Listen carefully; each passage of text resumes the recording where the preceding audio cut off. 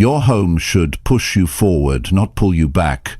Most people think success is about what you add to your life, but real growth often begins with what you remove. If your home feels heavy, unmotivating, or mentally exhausting, you're not lazy.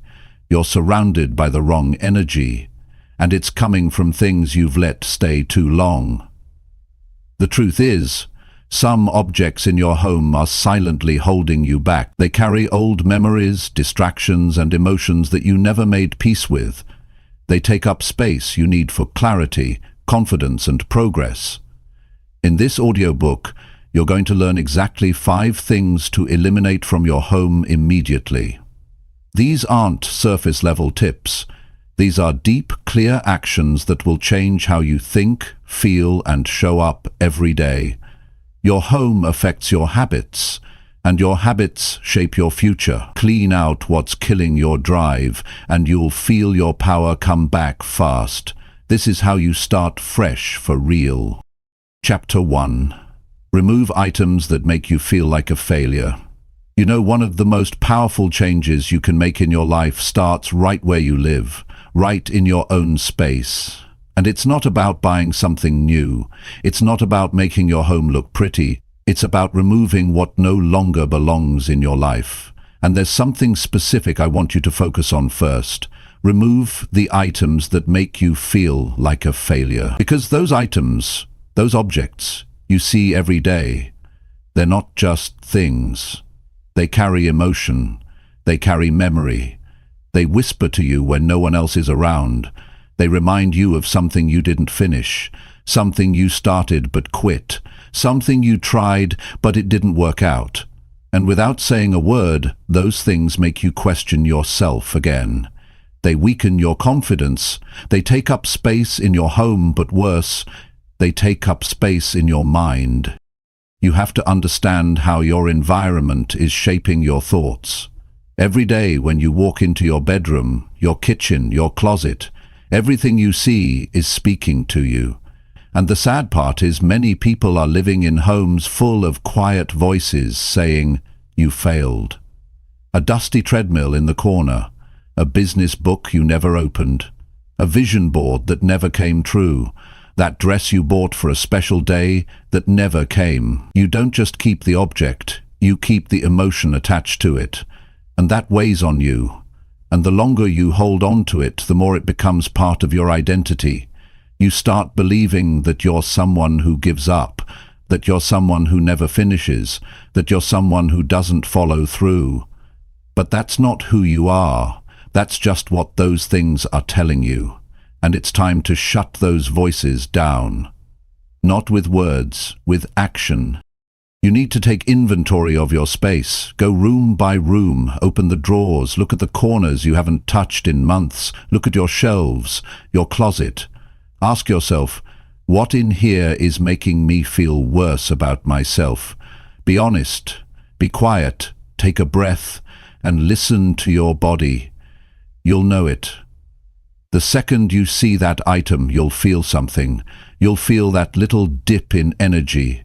That discomfort in your chest, that sudden reminder of something you'd rather forget. That's the signal. That's the item that's keeping you trapped. Now, I want to be clear, this is not about shame. This is about freedom. Removing something that reminds you of failure is not quitting. It's not denying your past. It's about giving yourself a fresh start.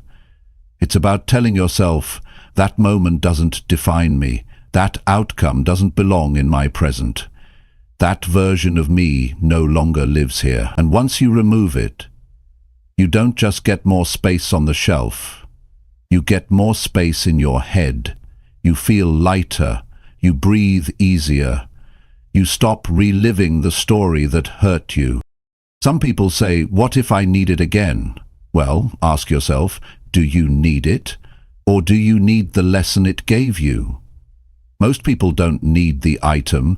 They just haven't accepted the fact that it's time to move forward. Holding on to a failure doesn't help you learn. It just keeps you living in it. Real learning comes when you acknowledge it, grow from it, and release it. You don't need reminders of who you were when things went wrong. You need reminders of who you're becoming now. Now think about this. What would it feel like to walk into your space and feel nothing but clarity? What would it feel like to open your closet and not feel regret? To see your bookshelf and feel inspired? To sit in your room and feel peace, not pressure? That's what happens when you eliminate the emotional clutter. You give your brain a break from the constant background noise. And that break, it gives you the energy to focus on the things that matter now. It helps you build confidence, not because you're pretending things never went wrong, but because you're no longer holding yourself prisoner to them. You see, your physical space is often a reflection of your internal state. When your home is full of guilt, disappointment, and self-doubt, you carry that energy with you into everything, into your work, your conversations, your choices, and you start wondering why you feel stuck, why you can't move forward. But the answer is all around you, and the good news is you can fix it. Today, not next week, not next year, right now. Start small. Pick one corner, one drawer, one shelf. Don't wait until you feel ready. You might never feel ready, but the act of doing is what creates the feeling of strength. Pick up that object. Hold it in your hands. Ask yourself, is this helping me feel better about myself? And if the answer is no, put it down. Let it go. You don't need to keep something just because you spent money on it. That money is already gone. But what's still here is your peace, and that's worth more than anything you can store in a box. And some of the things you'll get rid of, they'll be hard to part with. Maybe it's something that once gave you hope. Maybe it's something you told yourself you'd use one day. Maybe it's a reminder of someone who hurt you, or a version of yourself you're still trying to forgive. And I understand that. But keeping it won't make it right. Keeping it won't bring healing. Healing comes when you make the choice to stop carrying the weight, to stop surrounding yourself with reminders of what didn't work. And when you do this, when you start clearing out those items, something changes in you. Your space starts to feel alive again. You walk into your room and it doesn't talk back. It doesn't pull you down. It lifts you up, because now every item in your space serves a purpose. Every item supports your growth. Every item reflects the person you are becoming, not the person you were struggling to stop being. You become a person. Find stability in an unstable world, not the person you were struggling to stop being. You deserve a space that makes you feel proud, a home that doesn't just look nice but feels right. A place where you can think clearly, sleep peacefully, work with focus, move with confidence. You deserve a space that works for your future, not one that keeps you stuck in your past. And the first step to building that space is this. Remove the items that make you feel like a failure. You may think it's just stuff, but it's never just stuff. It's a silent influence, a daily message. And when that message says, you didn't finish, you didn't make it, you're not enough, you need to stop listening. You need to answer back with action, not anger, not denial, but quiet, intentional removal. You need to say, this no longer belongs here, and I don't need to hold onto it anymore. Because the moment you remove those items, you're telling yourself a new story. You're saying, I'm moving forward now. I'm not who I used to be. I'm not my past mistake. I'm not defined by what didn't work. I'm ready for something new. I'm building a space that reflects who I am now and who I'm working to become. And that's how change begins, not with big speeches, not with big plans, but with small, honest steps. One drawer at a time, one object at a time, one decision at a time. Remove what makes you feel like a failure. and you'll start living like someone who's finally free. Chapter 2. Throw away things you keep out of fear. Most people don't realize how much fear is sitting in their home. Not fear in the form of danger or panic, but fear hiding in the quiet decisions they've made to hold on to things they should have let go of a long time ago. You don't see it as fear because it's buried in habits and excuses, but it's there, sitting on your shelves, hiding in your drawers, hanging in your closet. Every item you keep just in case is often a sign that fear has convinced you to stay stuck. You've got clothes you haven't worn in years, but you're afraid to give them away because what if you lose weight? What if you gain weight again? What if you suddenly need it for an event you don't even have planned? That's fear speaking. Not planning, not preparation, just fear. You've got paperwork from jobs you left long ago, but you're afraid to toss them because what if you need them someday? That's fear. You've got old gifts you didn't like, things you never used, objects that serve no real value to your life, but you're scared of what people might think if they found out you gave them away. That too is fear. Fear loves to hide in the background. It doesn't yell, it whispers. It tells you to hold on to things because you might regret letting them go. It tells you that letting go is risky, that you're safer keeping things close, that you're being responsible. But here's what fear doesn't tell you. Holding on to those things is costing you peace.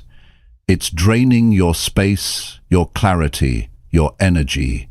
It's keeping you mentally and emotionally tied to a version of your life that you no longer want to live. You've got to be honest about what you're really keeping and why. Are you keeping that box of old electronics because you'll fix them one day, or because you're afraid to admit they're already useless? Are you holding on to old letters because they hold meaning, or because you're afraid to move on? Are you keeping those clothes because they reflect your current life, or because you're afraid of change? These are the questions that open the door to growth. When you make decisions based on fear, you shrink your world. You build a life around avoiding pain instead of chasing possibility. And when your home becomes a place where fear dictates what stays, it slowly becomes a place that keeps you from growing. Fear of scarcity, fear of judgment, fear of change, fear of regret. All of it adds up, and the only way to break it is to start making decisions based on who you want to become, not what you're afraid to lose. Throwing away things you keep out of fear isn't about being careless. It's about being clear. Clear about what actually matters. Clear about what adds value to your life. Clear about what helps you move forward instead of keeping you frozen in a place you've outgrown. And the moment you start removing those fear-based items, you begin to feel more powerful. You start making space for freedom, for confidence, for peace. Look around you. What's hiding in your home that represents fear? A closet full of clothes you hope to fit into again one day, not because you want to be healthy, but because you're afraid of what it means if you never do. A drawer full of old phones, broken gadgets, outdated chargers, just in case. That's not preparation. That's fear of being without. A shelf full of books you never read, but you keep them because you're scared it might say something about your intelligence if you let them go. That's not learning. That's fear of being seen as less. You've got to confront the truth. Fear-based choices do not create a strong life. They create a heavy life. A life full of things that say, I don't trust myself to move on. And that message plays over and over every time you walk past that object. You don't even notice it anymore, but it's shaping your thoughts, it's influencing your emotions, it's silently reminding you that you're stuck. Now imagine what your space would look like if you only kept what gave you strength. If every item in your home reminded you of what you believe in, not what you're scared of. Imagine waking up in a room that makes you feel ready, not hesitant. Walking into your kitchen without being reminded of a diet you failed. Opening a drawer without seeing a pile of things you'll never use. That's not just a clean home. That's a strong mind. That's a confident heart. That's a new direction. And it starts with one decision: to stop letting fear decide what stays. Start simple. Grab a box. Walk through your space slowly. Pick up the first thing that gives you that feeling of hesitation. Ask yourself, am I keeping this out of fear, not hope, not joy, not usefulness, but fear? Fear of being judged, fear of letting go, fear of needing it one day. And if the answer is yes, it goes in the box. And you'll feel resistance. You'll start rationalizing. But what if I need it later? What if I miss it? What if I regret this?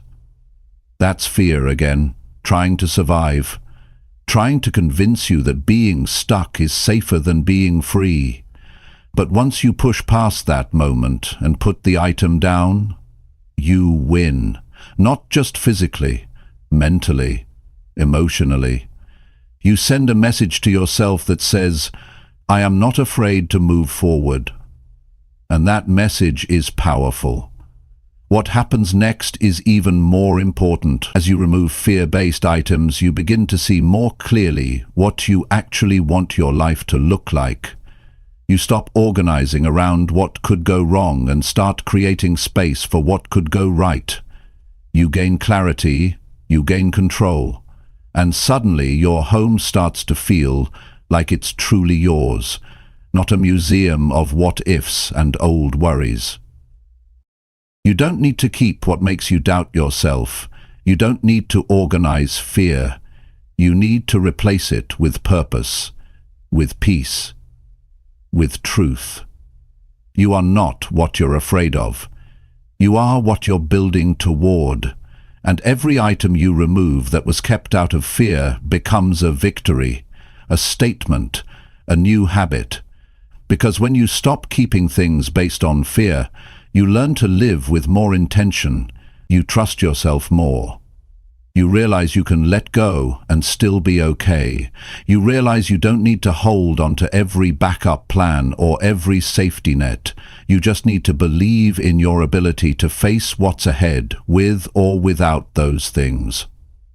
You weren't meant to live a life surrounded by emotional safety blankets. You were meant to build a space that supports your growth. You were meant to walk into your home and feel strength. And the truth is, that strength is already inside you. It just needs room to breathe, room to move, room to take the lead. So take the step, one item at a time, one drawer, one shelf, one decision. Don't wait until you feel ready. Don't wait for the perfect moment. Make the moment right now. Take out what you've been scared to let go of. And as you do, you'll feel your confidence rise. You'll feel your heart open. You'll feel your life make space for new energy. Fear doesn't belong in your home. It doesn't deserve to take up your space. And the more you remove it from your environment, the more you remove it from your mind. And that's when real change begins. That's when you stop surviving and start living. That's when you stop managing your fear and start building your strength. And it all begins with this one powerful decision: to throw away what you've been keeping out of fear. Chapter 3. Take out stuff that reminds you you're behind.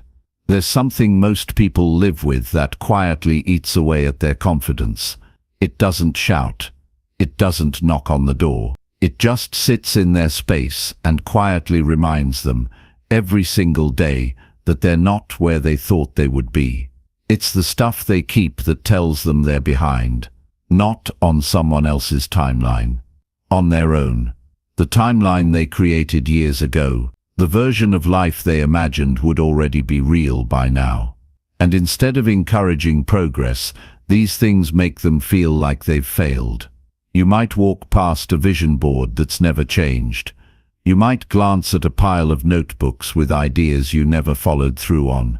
Maybe there's a certificate from a course you took but never used, or a journal you stopped writing in because it reminded you of everything you didn't complete. These things sit quietly, but the message is always loud. You're late. You're behind. You should have been further by now. And after a while, that message becomes part of your thinking. You begin to feel ashamed, even though you're still trying.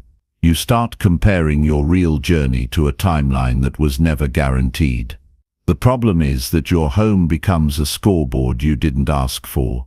Every shelf, every drawer, every wall, you see reminders of goals you didn't hit, dreams that faded, plans you dropped, and even though you're growing, you don't feel it because your environment keeps reminding you of what didn't happen. That pressure adds up. It keeps you from enjoying your present. It clouds your focus. It chips away at your motivation, because instead of waking up and thinking, "What can I do today?" you wake up thinking, "Why am I still here?" You weren't meant to live like that. You weren't meant to carry that mental weight every time you walk into your room. You weren't meant to feel defeated just because something took longer than expected. Life is not a race. Growth is not linear. Progress is not about checking off boxes on a schedule you made when you were a different person. The truth is, you're doing better than you think, but you can't feel that until you stop living in a space that tells you you're always behind. You've got to clear out the stuff that feeds that mindset. Not because those goals were wrong, not because those dreams weren't important, but because holding on to them in the wrong way is holding you back. When an object only reminds you of what didn't happen, it loses its value. It becomes a distraction, a weight, a source of silent shame. And you don't need that in your life, not when you're trying to move forward. You need a space that celebrates your effort, not your delays. A home that reminds you of how far you've come, not how far you thought you'd be. Go through your space with clear eyes. Take your time. Look at each item and ask yourself, does this make me feel behind? You'll feel it. Some items will give you a knot in your stomach. Some will trigger a quiet sigh. Some will make you feel frustrated without knowing why. That's your signal. That's the weight you've been carrying. You don't need to keep it. It's not helping you grow.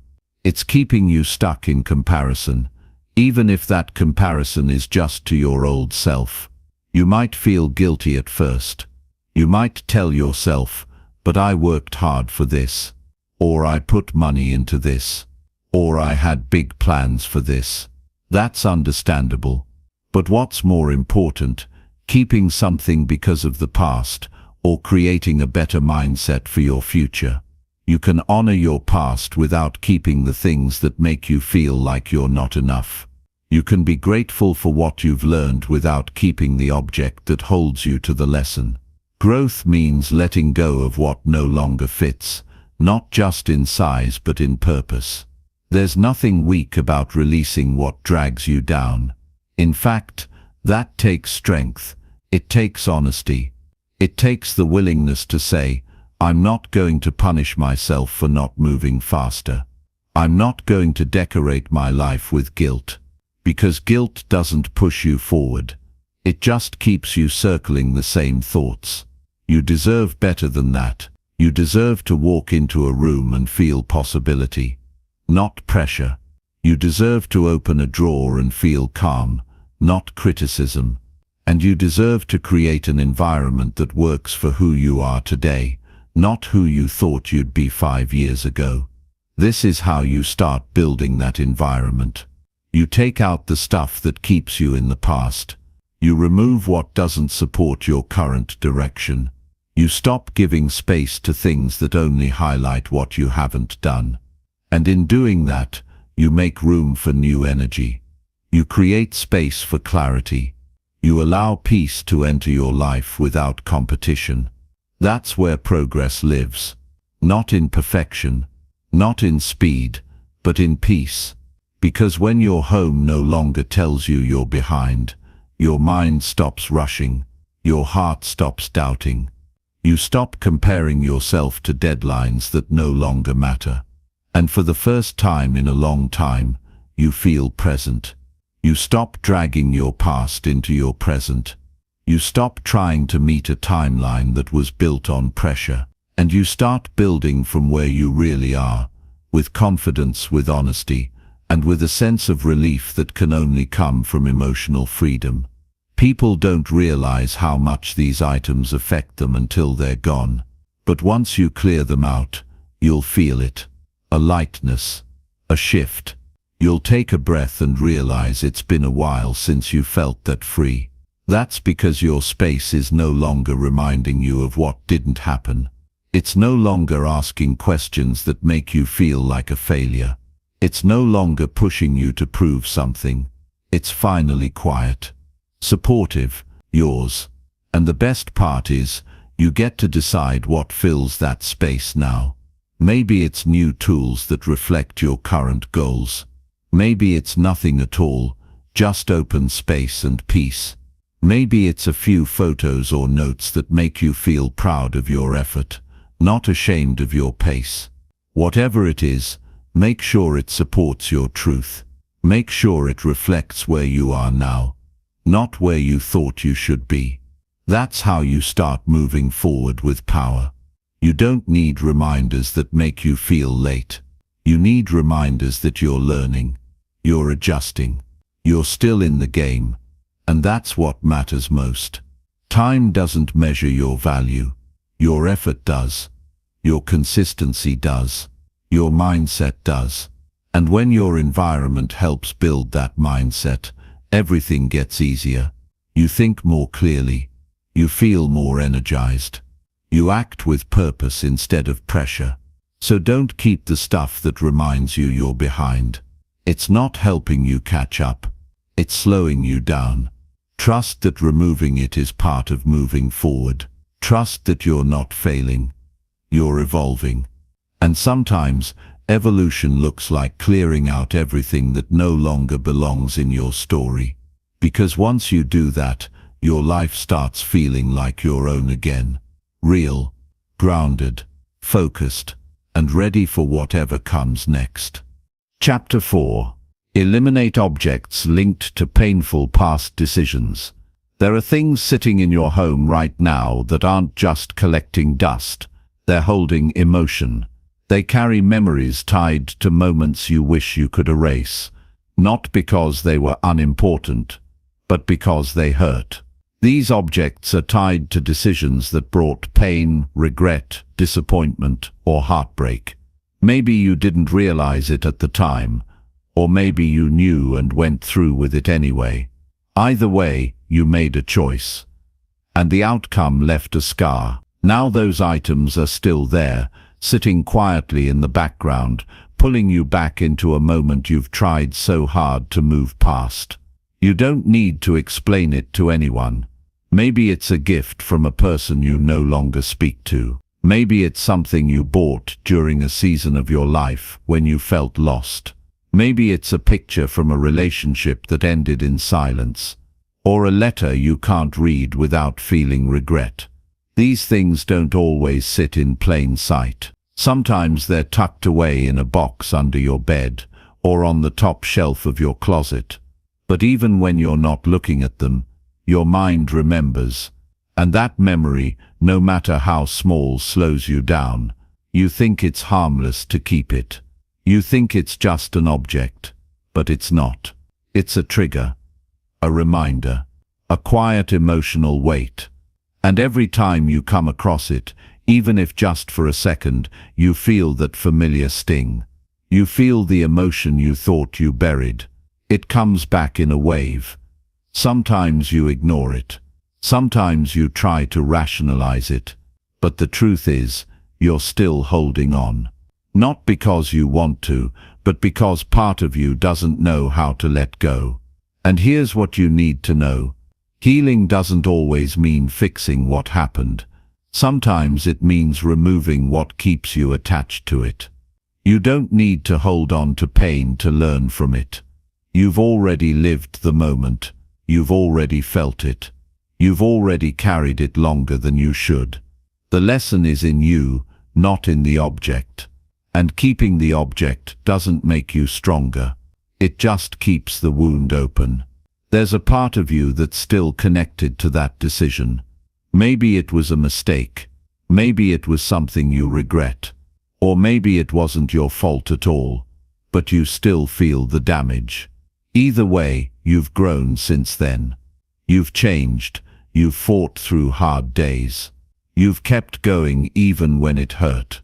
And now you're building a new chapter.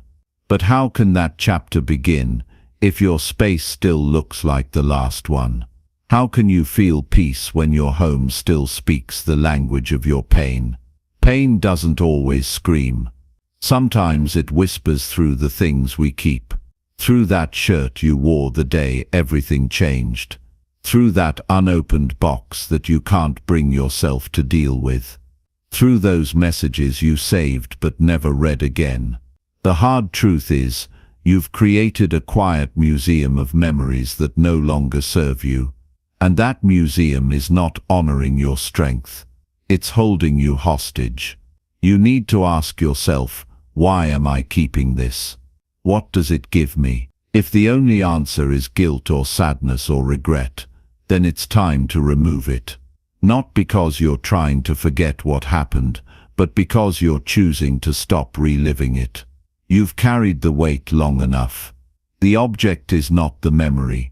The decision is not your identity. And your past is not your punishment.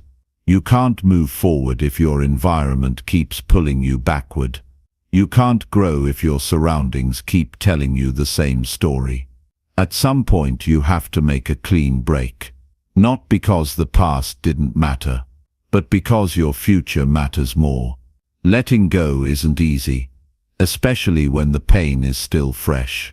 But it's necessary, not for the sake of pretending, but for the sake of peace.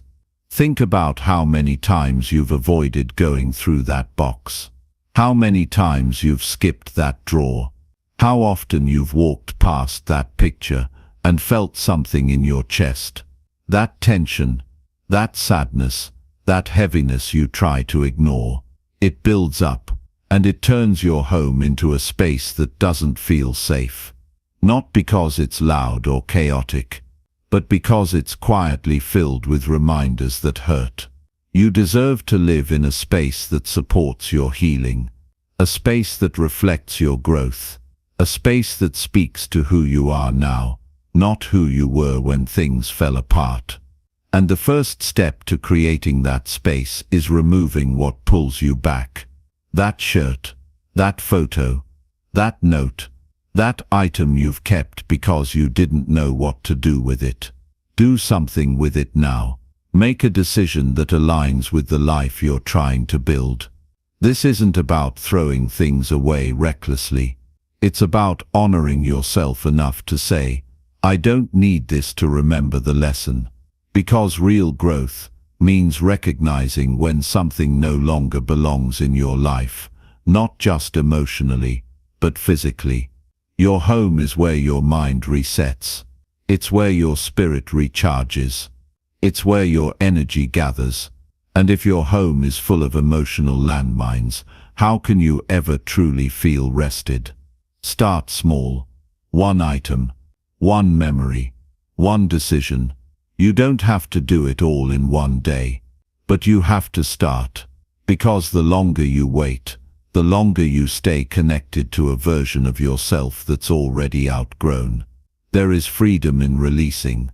There is strength in choosing peace over pain. And the act of letting go becomes a declaration. I'm no longer tied to this chapter. I'm writing a new one now. And here's what happens when you finally release those objects. You feel space open up, not just on your shelf but in your heart. You start to breathe deeper. You walk into your home and feel calm, not triggered. You stop running into the past every time you turn a corner. And slowly the quiet tension fades. Your mind becomes lighter. Your emotions settle. Your spirit lifts. That's the power of removing what holds your pain. You're not erasing the past. You're respecting your healing. You're making a choice to live forward, to feel free, to exist in a space that empowers you instead of draining you. And that kind of space, one filled with clarity and intention, changes everything. So if you've been waiting for a sign to finally let go of the objects tied to your painful decisions, this is it. The time is now. Not tomorrow. Not when it feels easier. Now. Because your peace cannot wait.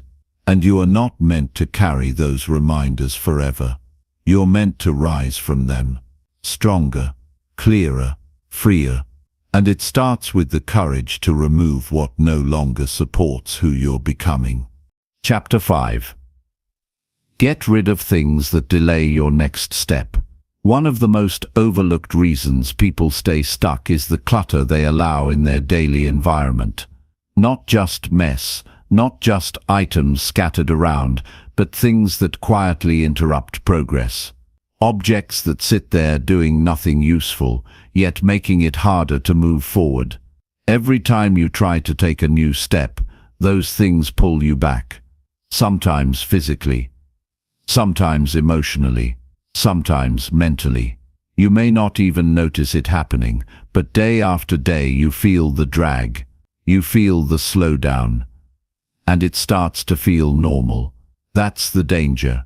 When your home is filled with things that delay your next step, your energy gets divided. You can't think clearly. You can't act quickly. You start to feel tired more often. You feel overwhelmed for no obvious reason. And deep down, you know you've been holding on to things that don't serve your future. You tell yourself you'll deal with it later. But that later turns into weeks, then months, then years, and all the while your momentum gets weaker. Your goals get more distant. Not because you lack ambition, but because your environment is fighting against your decisions. You need to understand how much power your surroundings hold over your direction. If you live in a space that's filled with half-finished projects, unopened packages, unnecessary tools, or broken items you've convinced yourself you'll fix one day, you're slowing your mind down. You're constantly navigating through decisions you already postponed, and each one is a distraction. Each one sends a message that says, you're not ready yet. That message is subtle, but it has weight. You feel it when you hesitate. You feel it when you walk into a room and immediately feel stuck. You feel it when a task that should take 10 minutes ends up taking an hour, because you had to dig through clutter, shuffle through piles, or avoid reminders of things you didn't complete. You want to move forward, but your space is full of signals that say you're not prepared. That kind of energy kills confidence. You begin to doubt your ability to move fast, to adapt, to act with purpose. You begin overthinking. You waste time in hesitation. And the saddest part is, it's completely avoidable. You're not stuck because you lack ability. You're stuck because your environment keeps reinforcing delays. And the only way out is to remove those delays. Physically, permanently, intentionally. Take a look around and ask yourself what's holding you back. Is it equipment you bought for a goal you never pursued, but you keep just in case? Is it books you've never read, but feel guilty for not opening? Is it boxes of materials for a business idea you abandoned, but haven't admitted to yourself that it's over? These things aren't neutral. They're keeping you frozen. They're reminders of decisions you haven't made. And every time you see them, you carry a little bit of that pressure into your day.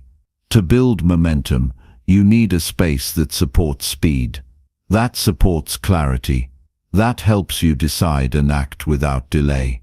That means getting rid of anything that constantly interrupts your forward motion. You don't need to justify it to anyone. You don't need to feel bad. If it's not helping you move, it's holding you still, and stillness becomes dangerous. When it turns into avoidance, every drawer you avoid, every closet you don't open, every table stacked with clutter, that's a block, a delay, a silent resistance. It doesn't matter if the item was expensive. It doesn't matter if you had good intentions. What matters now is whether or not it's helping you get to the next step. If it's not, it's got to go. This is not about minimalism.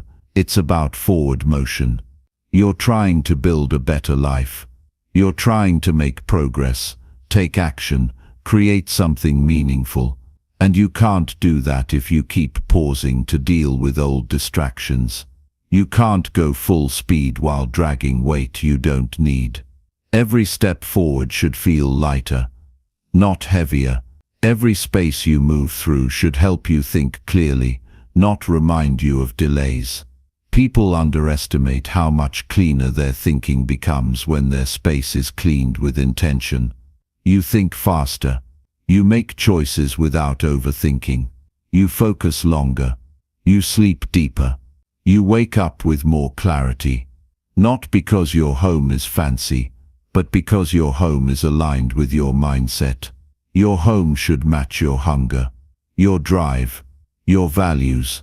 And if it doesn't, you're forcing yourself to grow in a space that keeps pulling you backward. It's time to get honest about what's actually useful and what's just taking up space. Useful isn't about potential. It's about the present. If it hasn't been used in the last year and doesn't have a clear role in your next move, it's a delay.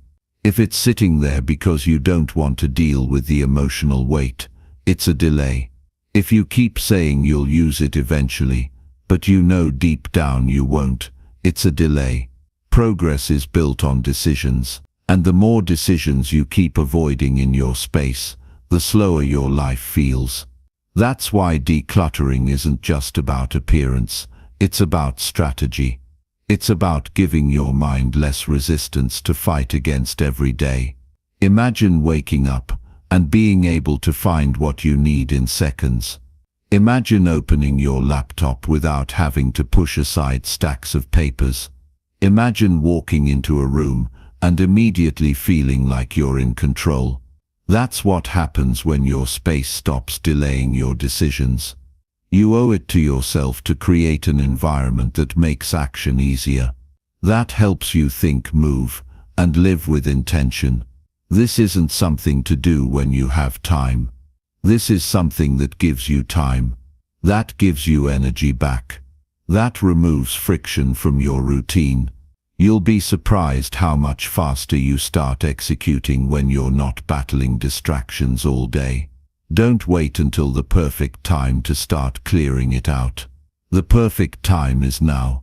Not because it's convenient, but because it's necessary. Your next step needs space. It needs energy. It needs mental focus. And all of that is being wasted on things you don't even use anymore. Start with one small area, one corner, one shelf. Ask yourself, does this help me get where I want to go next? If the answer is no, then it doesn't belong. And the more of those things you remove, the more progress you'll start to feel, because your energy isn't being drained by decisions you should have made months ago. You don't have to finish it all at once, but you have to start. Start with the delays, and you'll start moving faster. And when your environment starts aligning with your mindset, everything feels different. You stop hesitating, you stop wasting time, and you start moving forward with more control, more confidence, and more consistency than ever before. This is how real momentum is built, not just by thinking big, but by removing everything that blocks your path physically and mentally.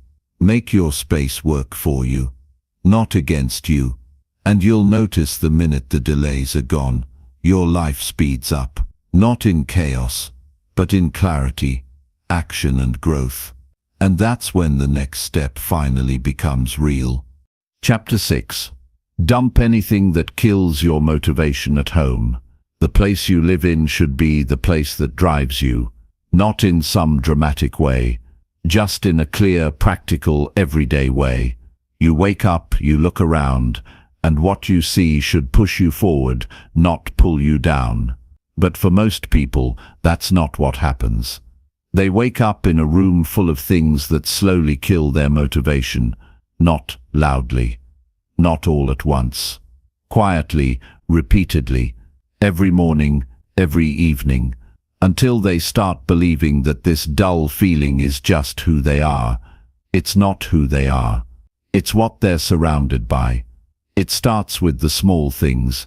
The chair in the corner that's buried in laundry you've been meaning to fold for days. The TV that's always on because you're too tired to focus. The papers you stack and restack but never go through.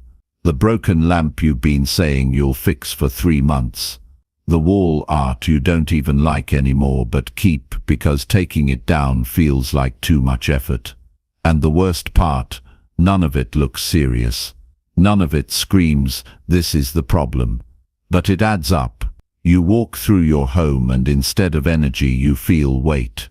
Instead of clarity you feel overwhelmed. You don't notice it at first, but the effect on your motivation is real. Your space is supposed to push you to act. But when it's filled with reminders of laziness, half-effort, unfinished business, and comfort zones you never challenge, it becomes a trap. It conditions your mind to settle. It tells you that you're too tired to try, that whatever you're avoiding isn't that big of a deal, that today can be wasted, just like yesterday. And once your environment becomes that kind of place, even your goals start to feel blurry. You forget what you said you wanted. You lose the fire you once had. You stop showing up fully, not because you don't care, but because nothing around you is helping you care. You need to look around and ask, what in this house is killing my drive? What makes me feel like sitting down when I should be standing up? What pulls my attention when I should be focused? What makes me feel lazy instead of alive? You know exactly what those things are. You've just gotten used to ignoring them. You've learned to look past the things that pull you down because dealing with them takes effort. But if you keep looking past them, you'll keep walking past your own potential. Start with your room. Is your bed always messy? Is your desk buried in clutter? Are there clothes on the floor, old receipts on the dresser, food wrappers on the nightstand? Those things matter. They're not just mess, they're signals. They tell your brain that nothing here requires effort. They teach you to tolerate low standards, and if your mind gets comfortable with low standards in your space, it will carry that same attitude into your decisions, your habits, your routines. What starts in your room leaks into your life. Your motivation doesn't just come from inside you, it comes from what surrounds you. If your surroundings say relax all the time, you'll stay there. But if your space is clean, sharp, ready, you start feeling sharp too. You sit straighter. You speak clearer. You move with more purpose. That's the power of your environment. That's why this matters. It's not just about getting rid of mess. It's about getting rid of anything that makes you forget who you're trying to become. Maybe it's the old gaming console that steals your nights. Maybe it's the couch that's too comfortable, the one that eats your weekends. Maybe it's the stack of magazines you never read, but flip through when you're trying to avoid real work. Or the giant blanket you use to cover yourself when you're feeling low instead of standing up and fixing your mindset. These things aren't evil, but they're not helping you. And you know they're not helping you. Every time you choose them, you lose time. You lose energy. You lose a little bit of that focus you worked so hard to build. And the more often that happens, the harder it is to recover. The harder it is to feel proud of yourself. Because deep down you know you're capable of more. You just haven't built a space that brings that version of you out. People say they want discipline, they want to stay consistent, they want to grow, but then they surround themselves with comfort and distraction. That doesn't work. You can't expect to be sharp when your environment is soft. You can't expect to stay locked in when everything around you is pushing you to chill. You need to be honest about that. Motivation is not just a feeling, it's a result of design. And your home is either designed for focus, or it's designed for delay. Walk into every room and feel the energy. Don't look at how it looks. Ask yourself how it makes you feel. If you feel flat, slow, heavy, lazy, that's the feedback. That's your signal. Something in that space is not helping you. Something needs to be cleared, moved, changed, tossed. You don't need to overthink it. You don't need to make it perfect. You just need to make it clean, clear and ready. That's what builds motivation. That's what keeps your fire alive. And don't forget your digital space. Your phone, your laptop, your browser. Do you open your phone and get sucked into things you didn't intend to see? Is your desktop full of distractions instead of tools? Is your to-do list buried under apps and notifications that drain you? That's your space too. And if it's filled with things that kill your focus, you're sabotaging your own momentum before you even get started. It's time to clear that out too. This isn't about being perfect. This is about taking control, taking responsibility, saying, I'm done living in a space that works against me. That's how you level up, not with big speeches, not with new books, but by changing the things right in front of you.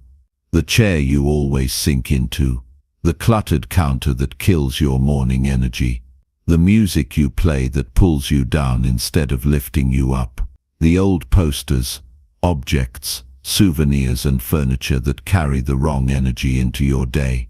Every item either helps you rise or helps you stay where you are. There's no in between. So if you want to become someone better, someone stronger, clearer, more focused, you need to start removing anything that whispers the opposite. You can feel the difference the moment it's gone. Your room breathes again. Your mind clears up. Your actions get faster. You stop negotiating with laziness. You start waking up with more direction, more drive. Your home should remind you of your standards, of your values, of your potential. If it doesn't, something needs to change. Don't delay it. Don't justify it. Don't settle for it. Walk through your space with new eyes and ask the real question, is this helping me become who I said I wanted to be? If not, it goes. No guilt. No second guessing, just truth, just action, just growth. That's how motivation becomes your default, not your struggle. It starts with the things around you, and when those things are aligned, everything else starts clicking into place. That's when progress shows up. That's when goals start turning into results. Not because you forced yourself, but because you built the right space to support it. And that space starts with one powerful step. Dump anything that kills your motivation at home. Chapter 7. Let go of things you're afraid to face. There are things in your home right now that you avoid looking at. You walk past them like they're not there. You open the drawer and close it quickly. You know exactly what's inside, but you act like you don't. You keep certain boxes sealed because you're not ready to deal with what they hold. Maybe it's something from your past, something that hurt, something that made you question who you were. Maybe it's a photo, an old message, a memory you've wrapped in silence. These things stay in your space, not because you need them, but because you're afraid to face them. You don't talk about them. You don't even think about them often. But they're there. And as long as they stay, they control part of you. Avoidance doesn't heal anything. It doesn't make pain go away. It just buries it under routine. You keep telling yourself you'll get to it one day. You'll go through that box. You'll delete that folder. You'll deal with the emotion. But time doesn't clean it up for you. It waits. And those things, whatever they are, continue to shape your energy. They sit there, untouched, holding a weight you carry around, whether you admit it or not. You might smile. You might stay busy. You might even be growing in other areas, but the things you avoid still hold you back from real peace. Every item you avoid facing has power over you. It doesn't need to move. It doesn't need to speak. It just needs to stay where it is. And every time you see it, even if just for a second, it brings back a feeling. Guilt, shame, regret, anger, sometimes confusion. You push it down, you keep walking, you distract yourself. But none of that means you're free from it. That's the mistake we make. We think if we don't talk about it, if we hide it well enough, it doesn't affect us. But it does. It affects the way we think, the way we feel, the way we handle other people, the way we show up for ourselves. Letting go doesn't mean pretending it didn't happen. It means choosing to stop carrying it with you. If there's something in your space that brings pain every time you see it, even if that pain is quiet, it's time to release it. Not because it didn't matter, but because it already took enough from you. It already made its mark. It already taught you what it came to teach. Keeping it around only keeps you tied to a version of yourself you've already outgrown. Sometimes we keep things because we're afraid that letting them go means letting go of part of our identity. Maybe you made a mistake.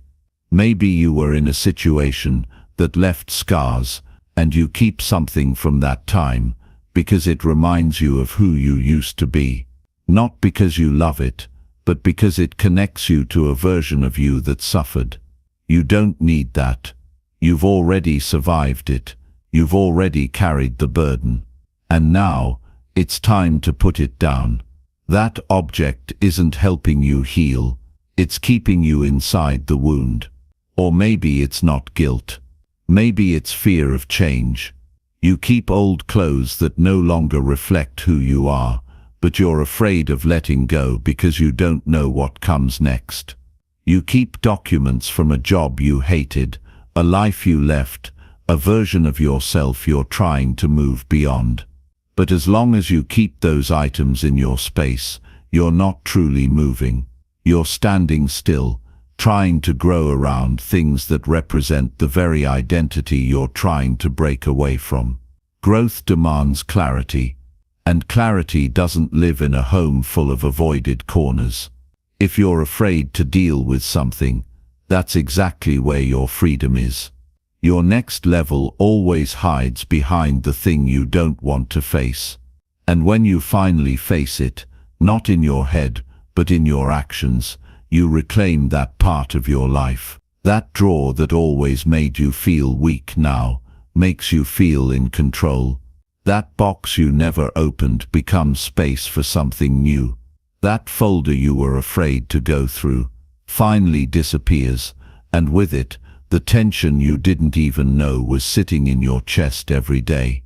You're stronger than the feeling you're avoiding, but you won't realize that until you take the step, until you open the box, until you make the decision, until you throw it out, until you say, I'm not keeping this in my life anymore, not physically, not mentally, not emotionally.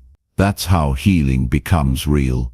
Not in talking, not in waiting, but in doing, in clearing, in removing. Take a walk through your home with one question in mind. What am I avoiding? Be honest. Be quiet. Listen to your body. You'll feel it. That thing in the closet that brings you pain. That bag of memories that keeps you stuck. That note you saved but never reread. That object you once loved, but now can't look at without feeling something hard to explain. Those are the things that don't belong in your space anymore. Not because they don't matter, but because your growth matters more. And no, it won't feel easy. It might feel heavy. You might cry. You might hesitate. That's okay. That means it's real. That means it's something you've needed to face. But just because it's hard doesn't mean you can't do it. In fact, the fact that you're still here, still trying, still improving, still showing up, that's proof that you have the strength to deal with it now. You've waited long enough. It's time. Clear one thing today. Just one. Pick the item that feels heaviest. You know what it is. Don't try to find the perfect moment. Don't wait for a sign.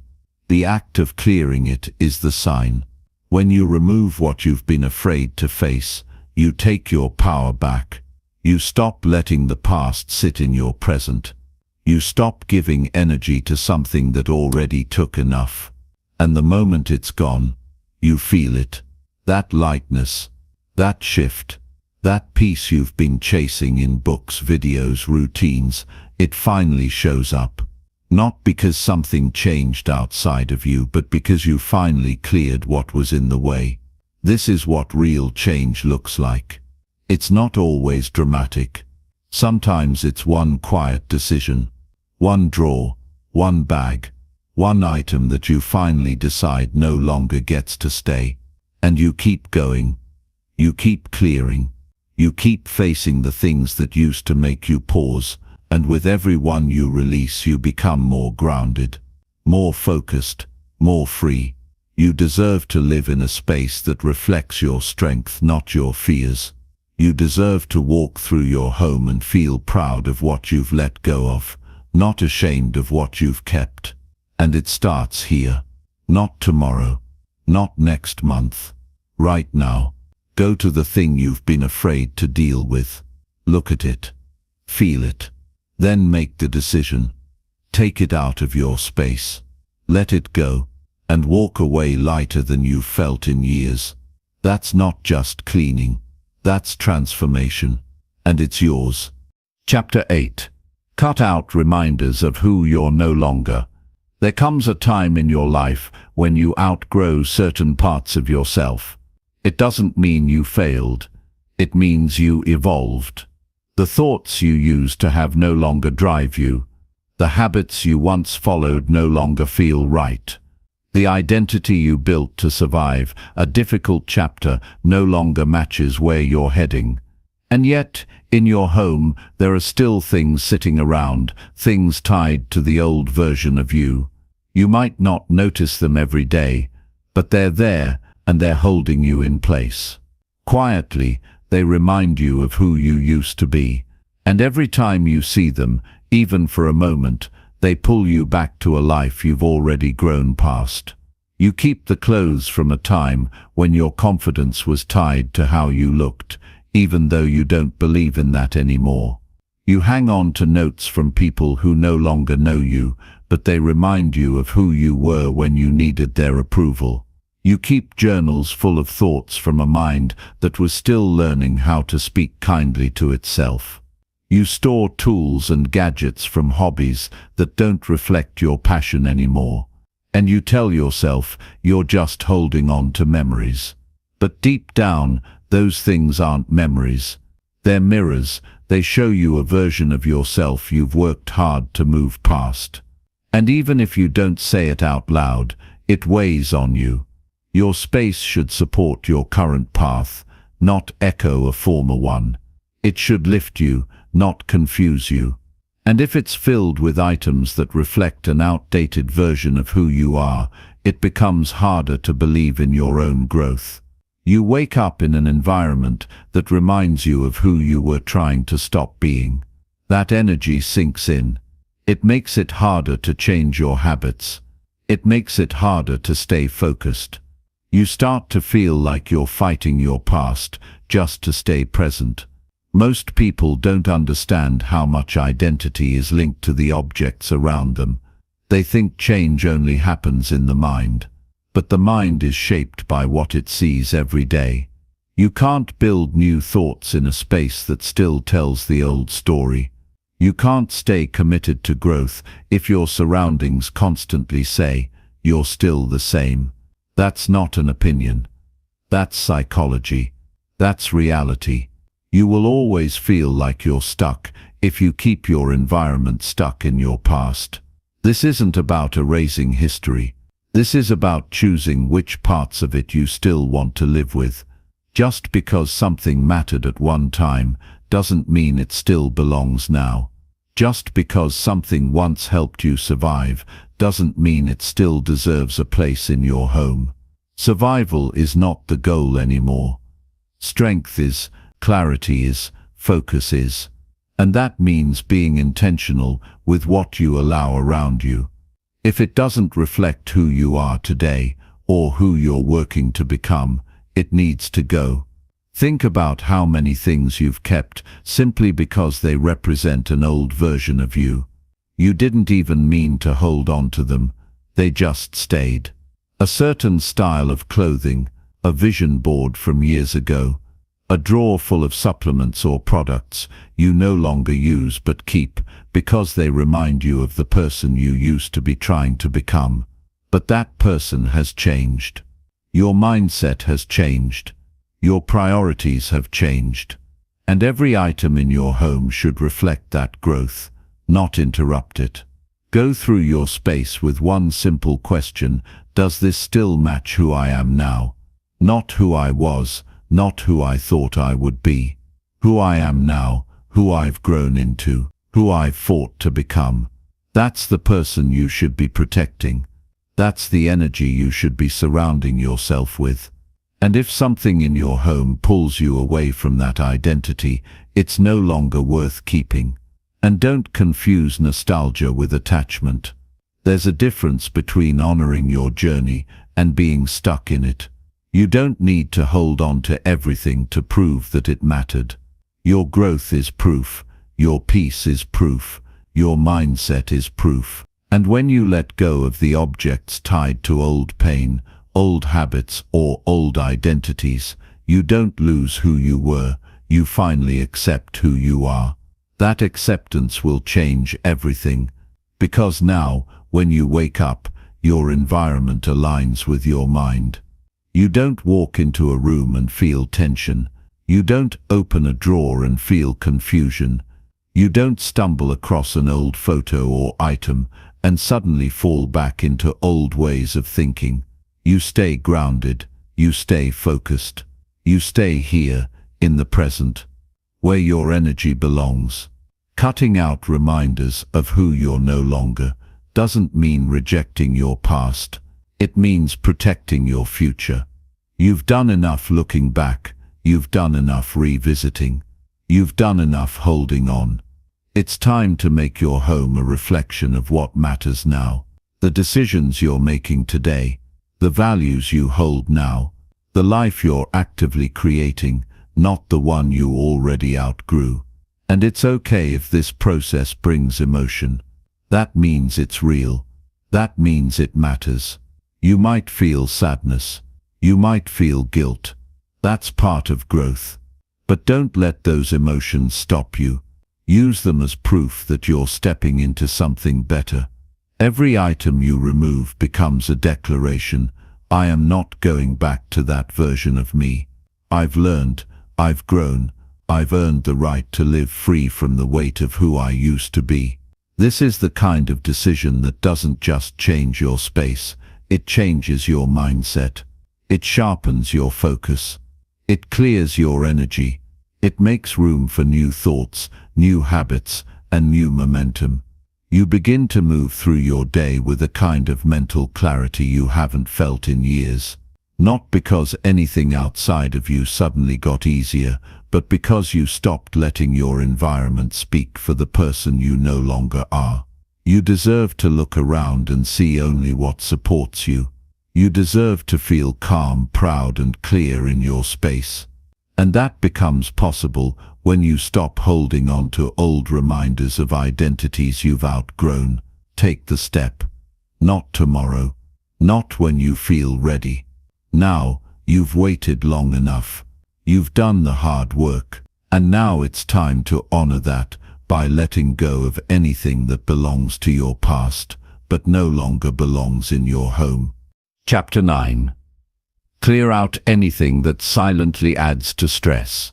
Stress doesn't always show up in loud ways. It's not always chaos or noise or crisis. Sometimes it's quiet. It lives in the background. It hides in small things. It builds slowly, and because it grows silently, most people never realize how much it's affecting them. But you feel it.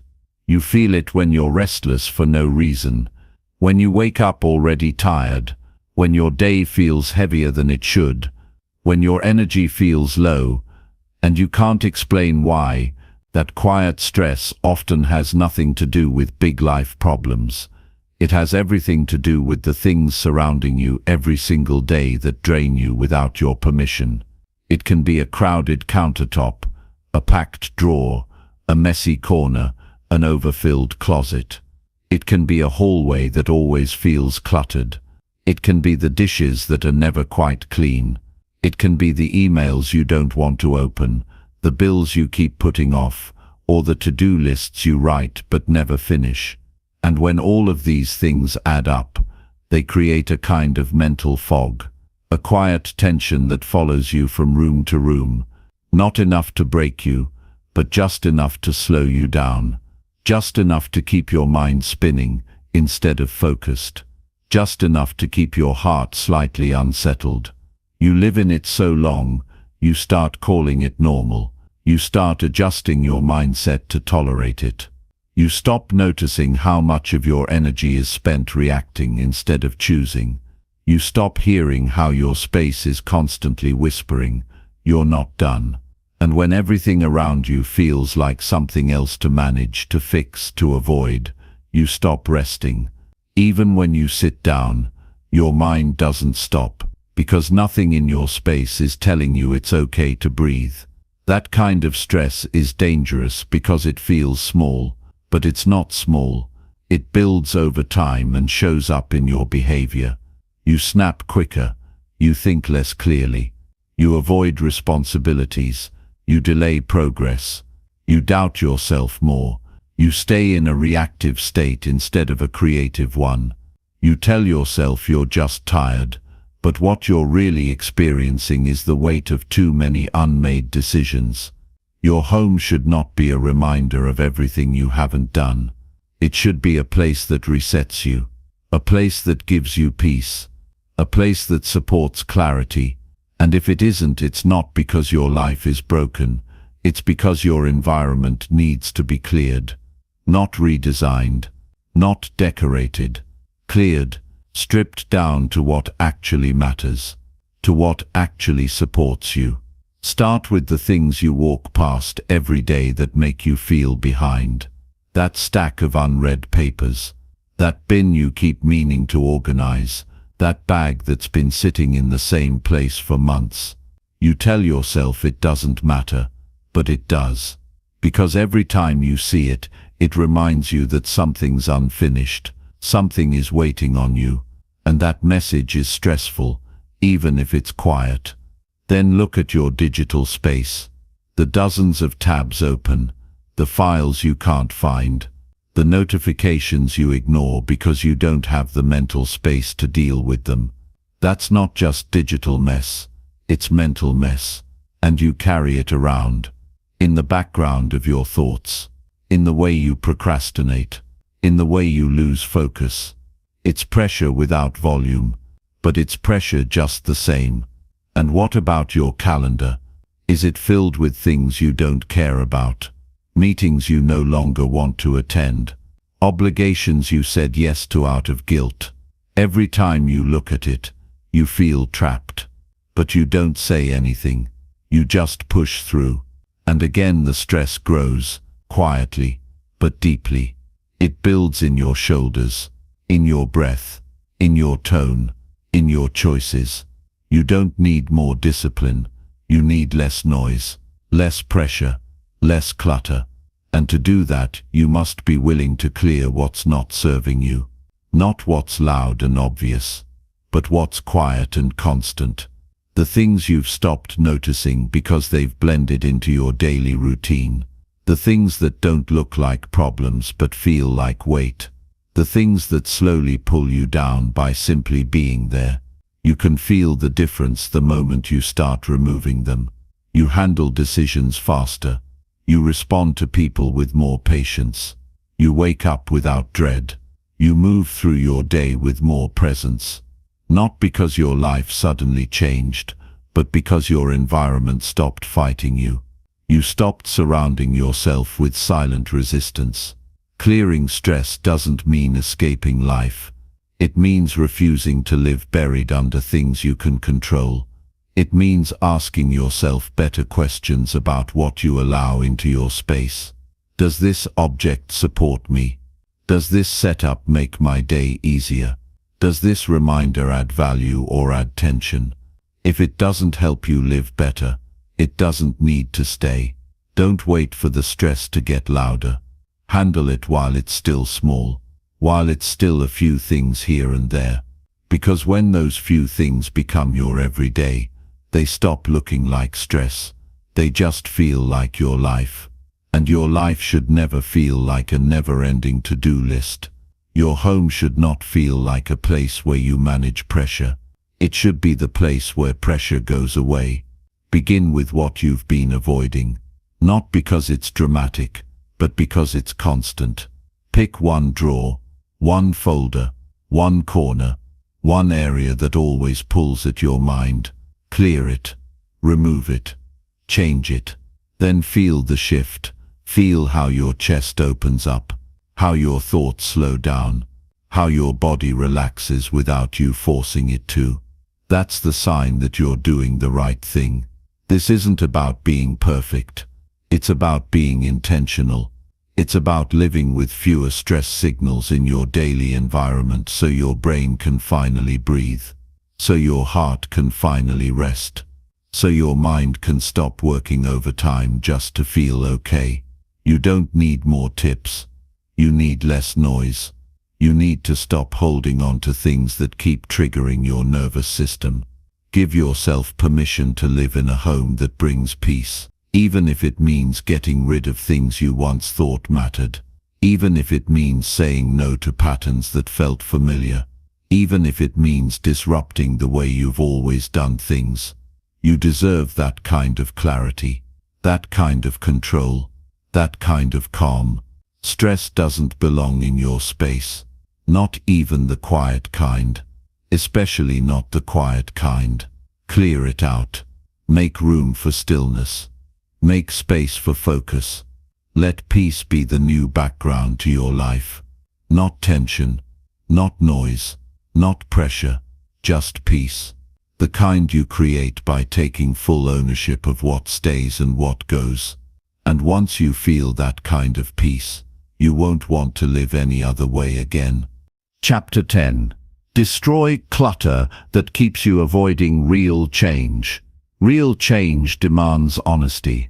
It doesn't wait for permission. It doesn't ask for the right time. It shows up the moment you stop avoiding the truth about what's holding you back. And for a lot of people, that truth is hiding underneath clutter.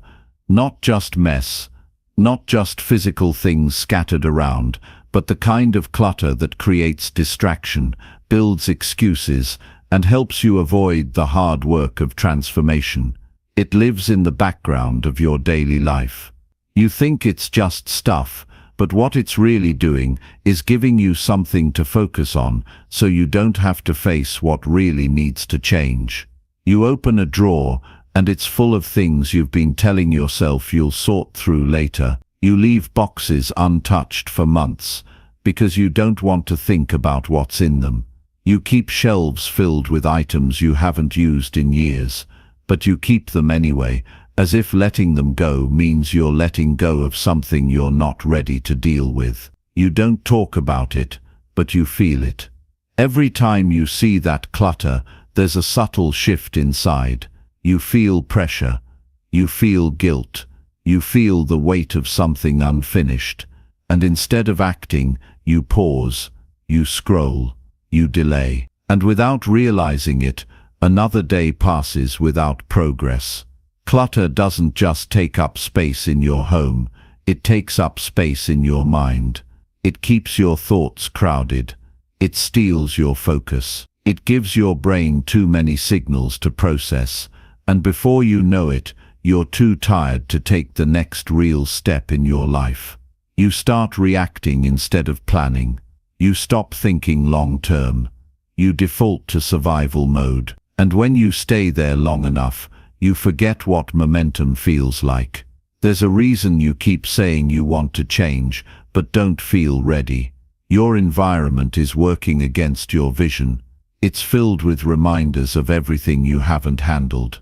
And the clutter becomes a shield, a defense, something to blame, something to hide behind. You tell yourself you can't make that next move until things are more in order. But things won't get in order until you commit to real change. You can't wait for clarity. You have to create it. And that starts by removing what's getting in the way. Go into any room in your house and take a real look. Not a glance, a real focused look. What's actually helping you build a better life? What's holding you in place? What are you only keeping because dealing with it feels uncomfortable? If something doesn't push you forward, it's slowing you down. That pile of papers you keep shuffling, that closet full of clothes that no longer reflect your identity, that stack of unopened packages you've convinced yourself you'll get to eventually, all of it is blocking your path. And the longer you let it sit, the more you train yourself to tolerate being stuck. You weren't meant to live under distraction. You weren't designed to manage piles of indecision every day. You're wired for clarity, for focus, for action. But clutter takes that from you little by little. It gives you something to clean, something to fix, something to organize, instead of taking that next scary step. It makes you feel busy, but keeps you unproductive. And after a while, you lose the difference between movement and progress. You start thinking that rearranging your room is the same as improving your life. But you know the truth. The real progress you're avoiding is not in the clutter, it's in the decisions you've been postponing. You've got to reach a point where you say enough. Enough with the piles. Enough with the bins.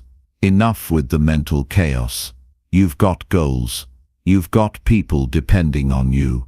You've got a life to build that requires your full attention, not half of it. And you can't give your full attention to anything while your mind is being pulled in 20 directions by stuff you don't even need. Getting rid of clutter isn't just cleaning up, it's reclaiming your mind. It's showing yourself that you're done avoiding what matters. It's taking back your time, your focus, and your power. You don't need more organizing tools. You don't need to buy another storage box. You need to make a decision. Is this helping me move forward, or is it helping me stay the same? If it's helping you avoid the hard work, it's keeping you weak. And you're not weak. You're just distracted. And the solution isn't in thinking about it more. It's in taking action. Clear the surfaces, empty the bins. Break the pattern. Every object you throw out becomes proof that you're serious. Every drawer you clean becomes a signal that you're ready. Every item you let go of builds discipline. You don't need to do it all in one day. But you do need to start. Start with what feels easiest. Build momentum.